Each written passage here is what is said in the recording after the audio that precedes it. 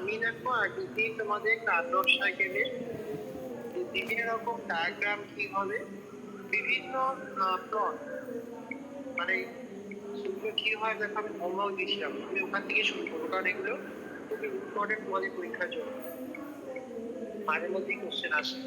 তো আমি হেডিং দিচ্ছি দেখো কি, যে Carnot cycle, Carnot cycle in different diagram, in different diagram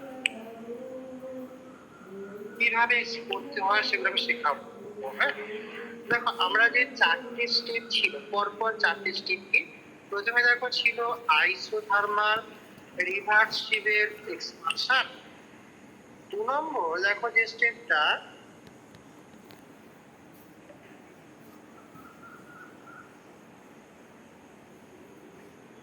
স্টেপটা হচ্ছে কি, যে অ্যাডিয়াবেটিক রিভার্সিবল এক্সপানশন। 3 নম্বর মনে রাখতে হবে, আবার দেখো আমি আইসোথার্মাল রিভার্সিবল কম্প্রেশন। আর 4 নম্বরটা দেখো আবার অ্যাডিয়াবেটিক রিভার্সিবল কম্প্রেশন। আমি তোমার ভিন্ন ভিন্ন ডায়াগ্রাম গুলো আসি।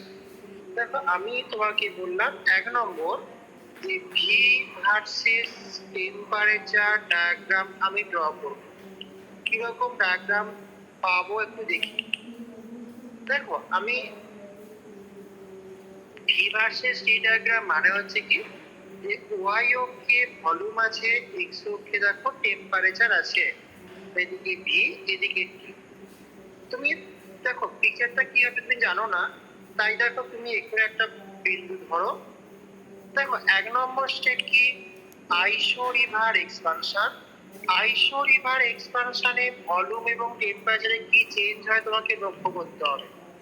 দেখো আইসো রিভার এক্সপানশনে এক্সপানশন যেহেতু, তাই দেখো ভলিউম তোমার ইনক্রিজ করে, কিন্তু আইসোথার্মাল কন্ডিশন যেহেতু, তাই দেখো টেম্পারেচার ফিক্স থাকে। যেহেতু আইসোথার্মাল কন্ডিশন, তাই টেম্পারেচার ফিক্স রেখে ভলিউম বাড়াতে হবে।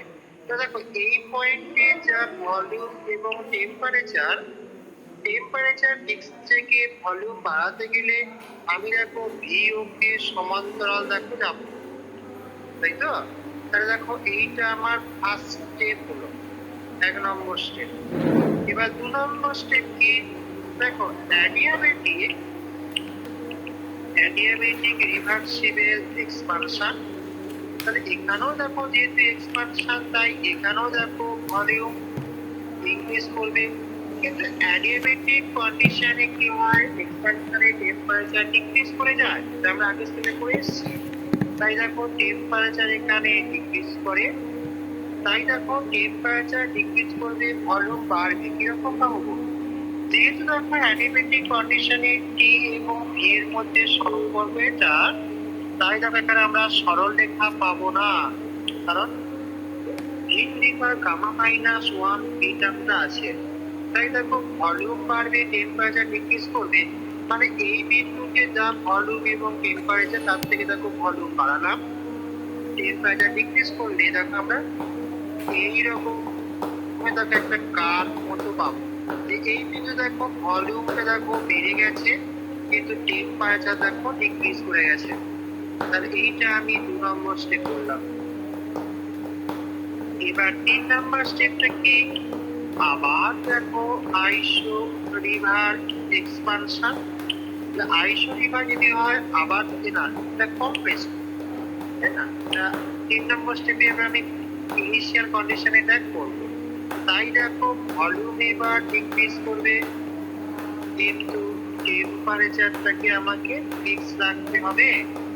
তাই দেখো টেম্পারেচার থেকে ভলিউম ডিক্রিজ করা মানে কি, দেখো আমি এইরকম দেখো ভিও কে সমান্তরাল দেখো আমি পেয়ে গেলাম। ওকে, তাহলে এইটা দেখো আমার 3 নাম্বার স্টেপ। আর 4 নাম্বারটাতে এবার তুমি না বুঝতে পারলেও হবে, কারণ এটা সাইক্লিক প্রসেস, কম্বাইন করে দিলেই হবে। এটা দেখো বলতে পারি 4 নম্বর স্টেপ কি, অ্যাডিয়াবেটিক রিভার্সিবল কম্প্রেশন। সেখানেও দেখো কি হয়, ভলিউম দেখো ডিক্রিজ করে, আর অ্যাডিয়াবেটিক কন্ডিশনে টেম্পারেচার ইনক্রিজ করে যায়। তাই দেখো ভি ডিক্রিজ করছে কিন্তু টেম্পারেচার দেখো ইনক্রিজ করছে। তাই এটা হলো দেখো ভিটি ডায়াগ্রাম। বুঝতে পারলে? ঠিক আছে,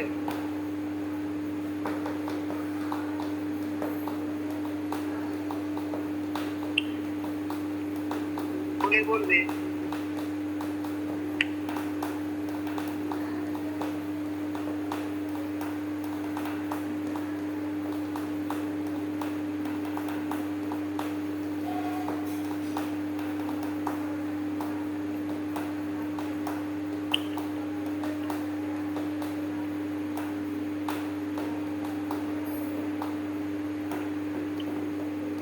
ভার্সেস ডিটা হোমওয়ার্ক দিলাম, বাড়িতে করে দেখো কি হচ্ছে। না পারলে আপনি পরের ক্লাসে আমি নেক্সট যাবো, একটা করে করবো, একটা করে হোমওয়ার্ক বাড়িয়ে দেবো।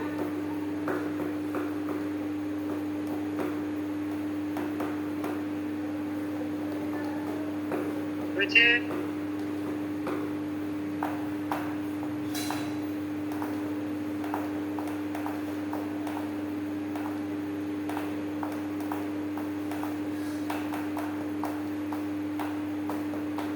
এই কার্নার সাইকেলে অতি অবশ্যই তীর চিহ্নগুলো অতি অবশ্যই দিও। তীর চিহ্ন না দিলে বোঝা যায় না তুমি কোন দিক থেকে কোন দিকে যাচ্ছ। তো অবশ্যই 1 2 3 4 4টে স্টেপ মার্ক করবে এবং তীর চিহ্নগুলো অতি অবশ্যই দেবে।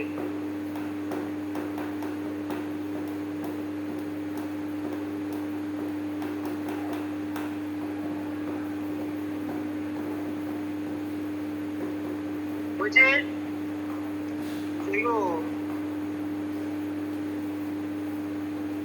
সব হয়েছে? আমাকে বলো, না হলে বোঝা কি হবে। নেক্সট আসছি দেখো এইচ ভার্সেস টেম্পারেচার অথবা ইউ ভার্সেস টেম্পারেচার ডায়াগ্রাম কি হবে দেখি। দুটোকে একসঙ্গে করছি। দেখো আদর্শ গ্যাসের ক্ষেত্রে আমরা কি জানি, এখানে তো সিস্টেমটা আইডিয়াল গ্যাস ছিল। We know for ideal gas দেখো এনথালপির পরিবর্তন দেখে আমরা আগের সময় পড়ে এসেছি, যেটা এনসিপি ডিটি দেখবে ছিল। মানে আমরা এনসিপি টি2 মাইনাস টি1 ফর্মুলা দিয়ে বার করতাম। একই রকম ভাবে দেখো ইন্টারনাল এনার্জির পরিবর্তন দেখবে এনসিভি ডিটি, যেখানেও দেখবে আমরা এনসিভি টি2 মাইনাস টি1 করতাম। তাহলে এই যে ডেল্টা এইচ দেখো ডেল্টা টি এগুলো দেখো সমানুপাতিক সম্পর্ক। মানে আমরা যদি এখানে প্লট করি, এই যে এইটা দেখো y equal to mx formula রাখতে হবে, এইটুকু প্লট করি। তাহলে এখানে কি বলতে পারি যে অতএব দেখো ডেল্টা এইচ ভার্সেস ডিটি, অথবা তুমি যদি delta u versus dt plot করো, এই দুটো প্লট দিয়ে দেখো স্ট্রেট লাইন আমরা একটা সরল রেখা পাবো। কারণ এটা মানলেও দেখো ওটা পারে straight line passing to origin দিয়ে দেখো পাস করবে, পাসিং টু অরিজিন। আমরা কিরকম পেতে পারি, আমি প্লটটা এখানে দেখাই যে এই যে আমি দেখো এখানে আমি দুটোকে একসঙ্গে প্লট করছি। দেখো এদিকে আমি ইউ নিয়েছি অথবা এইচ নিয়েছি, এখানে টেম্পারেচার প্লট করলাম। প্রথম ধাপে যখন দেখো আমরা আইসো রিভার এক্সপানশন, তখন দেখো যেহেতু টেম্পারেচারটা ফিক্সড, সো ডিটিটা 0 এন্ড দেখো তাহলে ডেল্টা এইচ বা ডেল্টা ইউ এটাও দেখো 0, কারণ উপরের সমীকরণ অনুযায়ী ডিটি 0 হলে দেখো এটা 0 হয়। আমরা আগের শ্রেণীতে পড়েছিলাম আদর্শ গ্যাস সিস্টেমের ক্ষেত্রে আইসোথার্মাল কন্ডিশনে এনথালপি এবং ইন্টারনাল এনার্জি কোনো পরিবর্তন হয় না। তাহলে এখানে দেখো অতএব ইউ অর এইচ দেখো এখানে ফিক্স থাকে, মানে দুটোই ফিক্সড, মানে টেম্পারেচারটাও ফিক্সড, এটাও দেখো ফিক্সড। তাহলে আমরা কিরকম পাবো গো? আমি এখানে একটা বিন্দু নিলাম, দেখো আমরা এই ইনিশিয়াল এই বিন্দুতে যা ইন্টারমিডিয়েট টেম্পারেচার বা এনথালপি টেম্পারেচার 1 নম্বর প্রসেস করার পর আমরা দেখো এই বিন্দুতেই আছি, কারণ টেম্পারেচারের কোনো চেঞ্জ হয়নি, ইউ বা এইচ এর কোনো চেঞ্জ হয়নি। তাই 1 নম্বর স্টেপটা এখানেই হয়ে গেল। এবার 2 নম্বর স্টেপ কি? এটা দেখো ডিআরএটি রিভার্সিবল এক্সপানশন।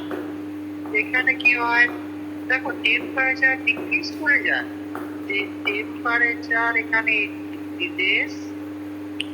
তো দেখো টেম্পারেচার যত পরিমাণ ডিক্রিজ করে তাহলে দেখো আন্তঃশক্তি ডেল্টা এইচ দুটোই দেখো এটাও দেখো ডিক্রিজ। তাহলে এই সমীকরণগুলোতে কি বলতে পারি যে ডেল্টা এইচ সমান দেখো ইনফিনিটি or delta U সমান ইনফিনিটি। তাই দেখো ডেল্টা এইচ এবং ডেল্টা ইউ কিন্তু দেখো ডিক্রিজ করবে, কারণ টেম্পারেচার ডিক্রিজ করে যাচ্ছে। আর delta H and delta U এটাও দেখো অলসো ডিক্রিজেস।